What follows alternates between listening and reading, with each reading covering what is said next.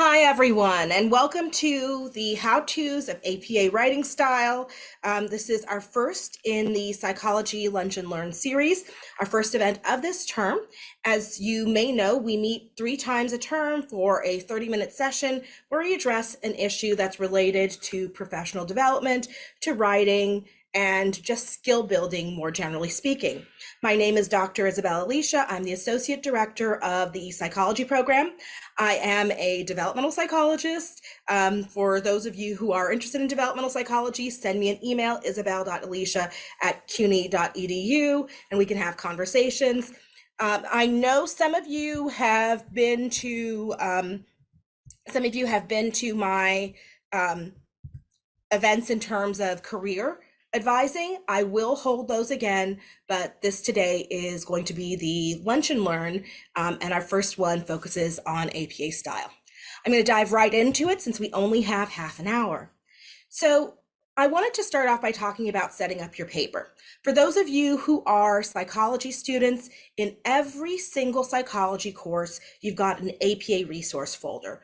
Use that folder, use the information in it. There are lots of documents, but I do know sometimes it's easier to navigate these things with support. And so that's why we have the Lunch and Learn.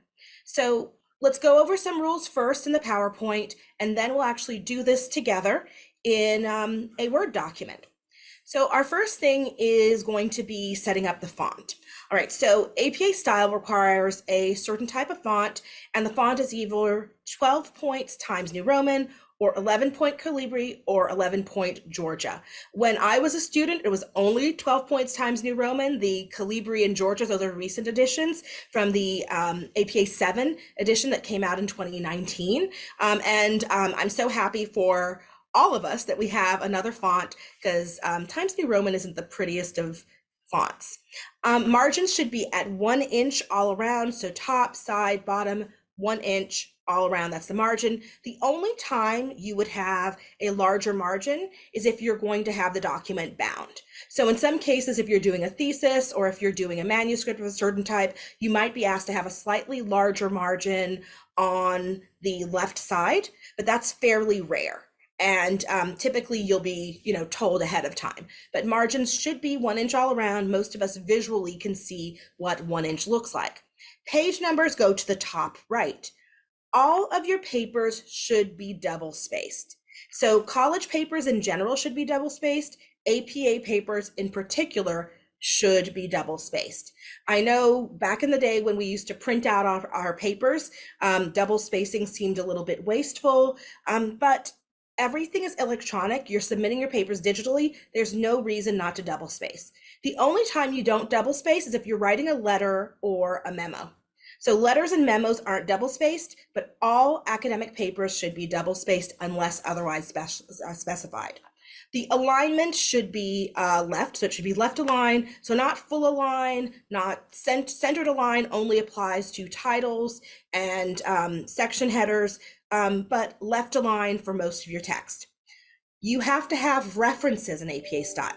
So you have to have in-text citations, and you also have to have a reference list. I got an advanced question that asked, is there a bibliography? There is a bibliography. We call it a reference list. And a title page is required. So whether your paper is 20 pages long or 3 pages long, do a title page. Title pages, again, because this is a digital paper, they are not taking up, extra room. You're not damaging our environment by having a title page. So please do a title page. Now, running heads, for those of you who may be coming back to school after having done APA a while back. But before 2019, running headers were required. They're now optional in student papers. So you can do a running head if you want to. It's good practice for those of you who are planning on, going to grad school or publishing at some point in time, but they're optional in most student papers, so you don't have to do one. Let's go a little deeper into this issue of citation. So there are going to be 3 types of citations. There's what we call narrative citations. Those are citations that are part of a sentence. So it would be, for example, Doe et al., and then you have the 2019, the year of publication in parentheses. So the sentence would be, let's say, Doe et al. Found that the sky is blue. And that's going to be my example I'm going to use. Doe et al. Found the sky is blue. Another way of saying that would be Doe and colleagues found that the sky is blue. And again, this is a narrative citation, meaning that the citation is embedded in the sentence, as it always is, but it's embedded in the sentence in that it is part of the actual sentence. The actual sentence is a citation. And so what you do is you have the name of the author and the year of publication in parenthesis. If there's more than 3 authors, you say Doe et al. If it is more than 3 authors, you can say Doe and colleagues. If it's only 1 author, you just have the name of that 1 author. If it's 2 authors, you would have, for example, Doe and Johnson, and that would be it. Our next type of citation is going to be what we call a parenthetical, aka in-text citation. So here I show you how to do it if there's just 1 author. So that would be Doe 2021, Doe and Smith 2021, Doe et al. When there's more than 2, when there's 3 or more authors. And if you are actually quoting, and in psychology, we very rarely quote. Quotation is actually frowned upon in psychology a little bit. I can tell you about that. For those of you who are in other fields, you may be in fields where quoting is acceptable. In psychology, we don't quote, we paraphrase, although there are some exceptions, and I'll show you that in a moment. But if you're quoting, you include a page number. One important thing to keep in mind, your citation is always part of your sentence. So your citation does not come after punctuation, it comes before punctuation. So if you are citing something and you then would have a comma after the word, you put the comma after the parenthesis. If you would normally have a period afterward, you put the period after the parenthesis. And we'll talk about reference lists in a moment. I wanted to talk a little bit because APA writing style really is a writing style, and you can put your questions in the chat. And it has to do with not only how you present information, but what information you present. That's what APA writing style covers. So what exactly should you be citing in your papers? You should be citing the assigned reading for your classes. Always cite the assigned readings simply because, well, if they're relevant, obviously, but you cite them to show that you are actually doing the readings. And we like that as your professors. We find it important for you to show that you're doing your readings. If you're not citing assigned readings, cite peer-reviewed articles.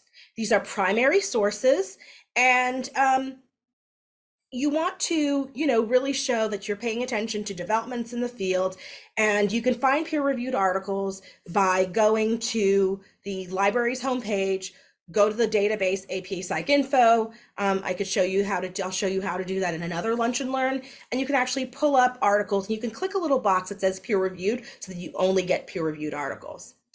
You can cite primary sources, which are empirical articles or research articles, and theoretical articles also can be primary sources. You can cite secondary sources. Those would be literature reviews, for example, and book chapters. That's something else to cite. Research reports. What you want to do is always prioritize material from the last decade, prioritize seminal works, so works that are very important. So for example, quoting Freud or citing Freud. And again, if you are citing Freud, you should have read Freud, and it's not hard to find Freud online. So do your research, put everything together, know what you're citing. Things you should avoid citing. You want to avoid citing the popular press, simply because those are tertiary or, fourth level sources. They're citing someone who cited someone who cited someone often. Avoid citing blogs, avoid citing dictionaries, avoid citing dissertations. Let me put an asterisk next to dictionaries. There's actually an American Psychological Association dictionary, and that's available online, and you can cite that. Again, that's for psychology students, since APA style is primarily, psychology based. Okay, so when should you cite a source? When are you citing something? You're citing something anytime you make a statement of fact. You are citing something when describing past research. You're also citing something when describing a theory. So for example, if I say the sky is blue, that's a statement of fact. And so I need to provide proof that the sky is blue in the form of showing that someone actually did research and was able to prove that the sky was blue. I know it sounds silly, but 100% it's that. Let's say someone did past research On the sky being blue, I would cite that. Let's say someone has a theory as to why the sky is blue and not gray during times of good weather, or what the changes in the color of the sky are related to, then you would cite that as well. So basically, cite as much as possible. I have a colleague who compares it to nachos and says, add as much cheese as you can. I don't eat nachos, so I don't know if a lot of cheese is a very good thing, but from what I'm told, it is. All right, so let's talk about how to list an author or how to cite in a little more detail, and then we'll go into the applied part of this, where I'm actually going to show you how to do some of this in a document. So again, if it's one author, you would cite it as, let's say the author is Vonnie McLeod, 1998, or McLeod, and the parenthetical citation is McLeod in a parenthesis, comma, 1998. If it's two authors, in the sentence, when you are writing, it's Albee and Gulata. You use the and here. If you're doing a citation that's in a parenthesis, a parenthetical citation, you are going to use the symbol for and. You don't use the symbol in written language. Again, minimize how much you use slang, minimize how much you are informal. Psychology is a very formal discipline. If you are in sociology, it tends to be formal. Nursing also tends to be formal. Academic papers, period, are formal. So stay formal in your writing. If there are three or more authors, here I have some examples of how to go about citing them. Something to keep in mind, vary your sentences. So prioritize varying your sentences, prioritize different modes of citation. Something else to keep in mind, avoid a focus on the author instead of the research. So what you want to do is focus more on using parenthetical citations than on saying McLeod found X, Y, and Z. Instead, say, X, Y, and Z, and then have McLeod in parentheses. And it's simply because the finding should be the star here, not the researcher, because again, your topic is a focus, and most people may not know who McLeod is, but they will know what it means for us to have an understanding of that particular topic.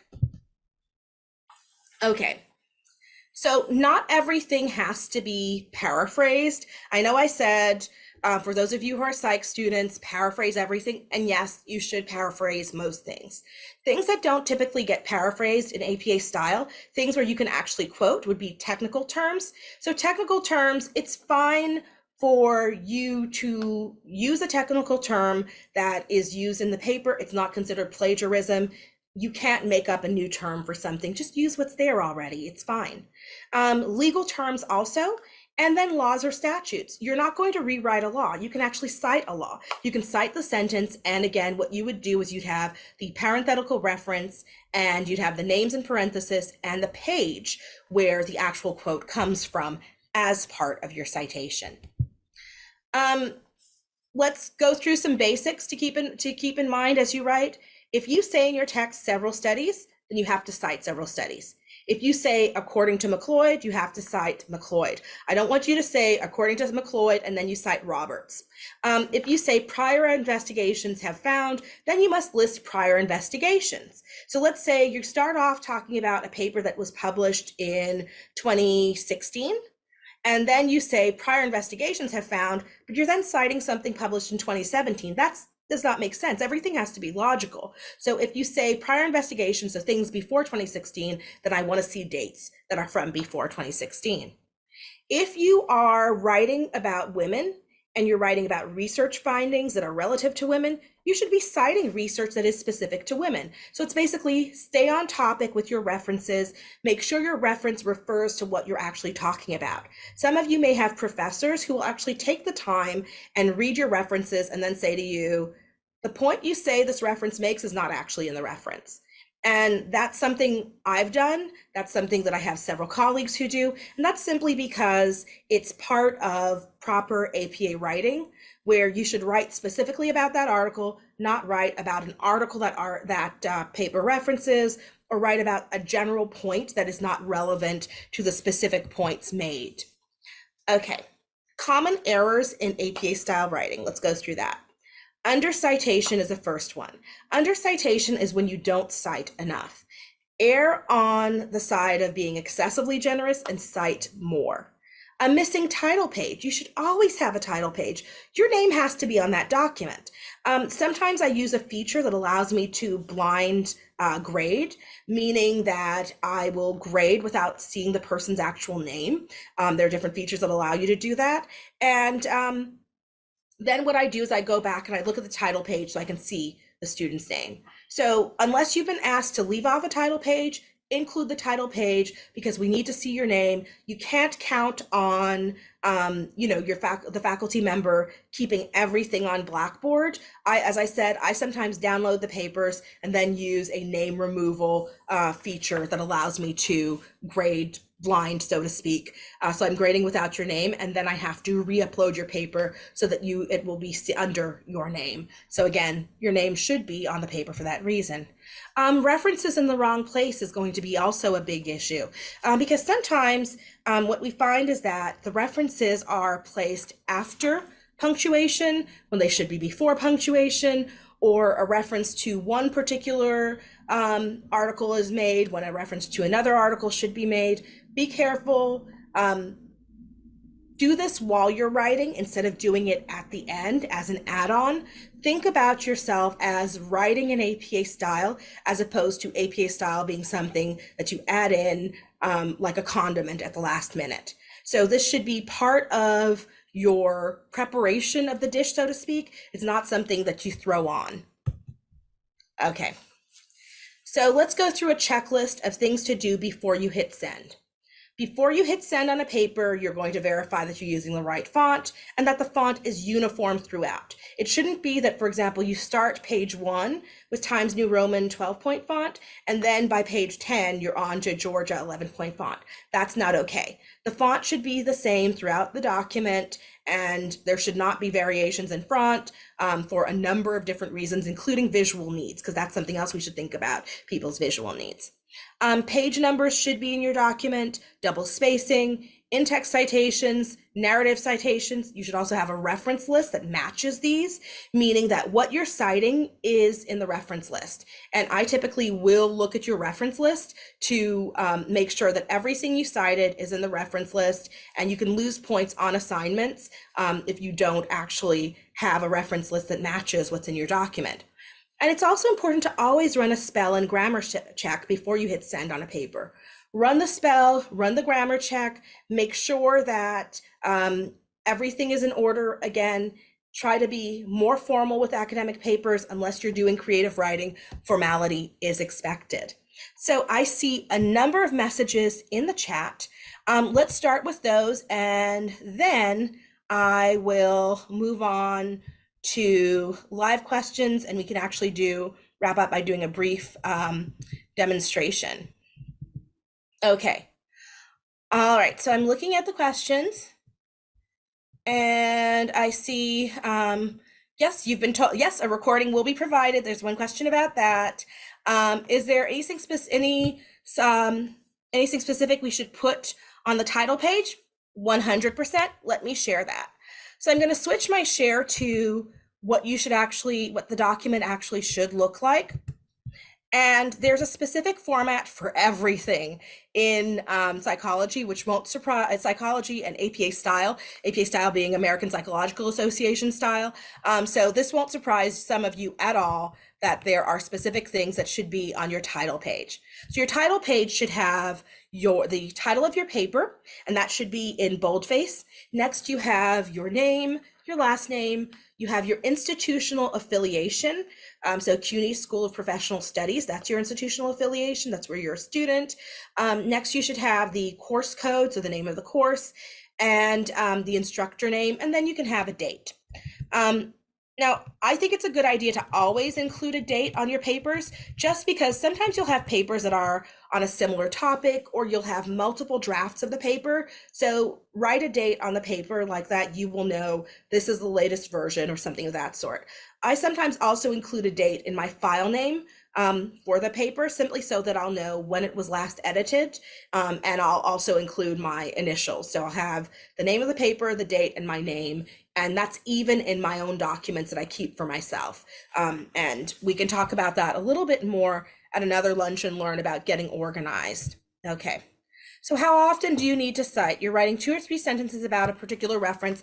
That's fine. So there's what we call long form citation, where a citation will cover 2 to 3 topics. If you interrupt and talk about another topic, then you have to recite. You have to cite again. But if you're writing 2 to 3 sentences, cite with the first sentence, and then you can write the rest of your further sentences. If you go to another topic or you switch to citing something else, that's when you switch your citation. But again, err on the side of caution and do more. You do not need to cite for every single sentence. What happens when you cite and not the whole sentence is part of it? I don't know if I am saying this. Okay, so I'm going to ask for clarification on this question. Giselle, please clarify your question. I'm not completely sure I understand. Is there a pre-formatted template that I could share? So Giselle, I see you unmuted yourself. Go ahead. Okay, so I wasn't like, let's say for instance, I know I'm a nursing master's student. Yeah. So let's say you want to quote something, but not the entire sentence is the quote. I saw in the book that they have like the quote and then they put like this interjection of the author and the date, and then they go into the rest of the sentence. I just want to know, do I put it at the end or do I put it in the middle after the quote? Like, I just want to know if you understand what I'm saying. I'm not sure I completely understand, but let's see. So like, for example, if, let me see if I can show you an example and if it matches. So let's say, for example, if you're saying, if your quote is, so I'm using the same thing, the sky is blue. And then you put your reference, let's say Doe, 2022. Is this what you mean? And if you're cutting out parts of the text, what you would do is to indicate, sorry, wrong one. What you would do is cutting out parts of the text, not the whole. Okay. So what you would do is use this to indicate that you removed parts of the text. It's the three, you can use the 3 dots using brackets, or use the 3 dots without brackets to indicate the part of the text is missing. That's what I wanted. I didn't explain it properly. Thank you. No problem. You were fine. We understood and we got the answer. So thank you. All right. So is there a pre-formatted Word template you could share? There's actually in Word, you can set up your template. You can create the template yourself, or you can download the template that is available through Word. So all of us have access to Office 365 through CUNY. Your tuition allows you access. If you don't have access, please reach out to the help desk because they can assist you with getting access. But we all have access, and there are pre-designed APA templates. You can also find them elsewhere. I don't personally share one. Because I don't actually necessarily use one. My settings in Word are already set to Times New Roman as my font, and to APA period. And also, I'm a little old school when it comes to this, and I like doing everything by hand, kind of, because it feels like I'm doing something real or concrete. All right, some more questions. How do you cite a textbook licensed under Creative Commons, no author, publisher? There is a publisher, so to speak. Let me show you a reference list. No, okay. So the first thing to keep in mind, so let's go to references in general. So reference list, we would call this references. There's always a publisher or a website. In some cases, you would use Creative Commons as the publisher. There are other words. There's always something that is considered the author or the publisher for the purpose of that particular document. One thing that I do, so even though I've been using APA style for a couple of decades, and I use this every day regularly to the point where I can't really read unless something is an APA style, where I'll read a magazine and I'll read a magazine or a newspaper and I'll say, why isn't this cited properly? Where's the citation? And then I'll remember there's not supposed to be a citation. It's not supposed to be an APA. I always look things up despite the fact that this is natural to me at this point. So if you go to apastyle.org, let me type that here, apastyle.org, you can find references and examples of references for absolutely everything. You can find how to cite a TED Talk, how to cite a website, how to cite everything. If you are in the psychology program, go to the APA resources site, and the APA resources site, thank you so much, Heather Zeman, for posting the link to APA style. But if you go to the resources tab in your psychology courses, I have examples for citing just about everything, including YouTube videos, TED Talks that are on YouTube, TED Talks that aren't on YouTube. I have sample papers for you to see. The APA resource folder is something we curate every term to make sure that we're providing students with the information they need. And I will have drop-in hours mid-semester so that you can stop by and ask me questions for how to cite different things. But let's go very quickly to see if I can address some of your questions. So here I have examples for how to cite the title of a periodical. There's how to cite a book, how to cite a chapter within a book, how to cite a film. But again, apastyle.org, you can find absolutely everything there in terms of examples of how to cite things. I can't go through everything today, unfortunately, but again, so this would be an example of a web page. So Zebra A 2022, the date of publication, the title of the page, and then Children's Aid Society, and then you would have the web link. And again, look all of this up on apastyle.org. I want to point out a couple of final things in our last minute. So thank you for your questions. If you have another question, please post it. I want to point out one more thing. So for those of you who are coming back to school after being away for a little while, one thing you may recall is that it used to be on your first page, you wrote introduction. Not anymore. In APA 7, you write the title of your essay. So the title of your essay goes not only on the title page, but also at the start of your essay. Where it used to be that you wrote introduction, now you write the title of your essay, or it used to be you went directly into the topic, now you write the title of the essay. And I think that's very important, particularly for those who are coming back. And headings are something else that I wanted to point out really quickly. So this here, the title, is a level 1 heading. And then there are level 2 headings, level 3 headings, and you can find all of this information about headings and heading levels in the APA resource folder in your psychology courses. If you are a major from another, if you are majoring in another discipline, go to apastyle.org. Everything is there. And if you have trouble finding something, feel free to send me an email asking a quick question, and I will do my best to respond. Thank you so much for coming to this Lunch and Learn. We have another one coming up in a few weeks. Please look out for emails from the events team, also from the psychology program. We send a lot of information about what's available event-wise. Our next major event is February 28th, and that's a Day in the Life series. And Dr. Nosheen Pasha will be talking about her journey through psychology. I 100% recommend that you come. She's fantastic, and it's going to be hosted by Dr. Marquez Lewis, who's the program director for psychology. So thank you, and enjoy the rest of your day.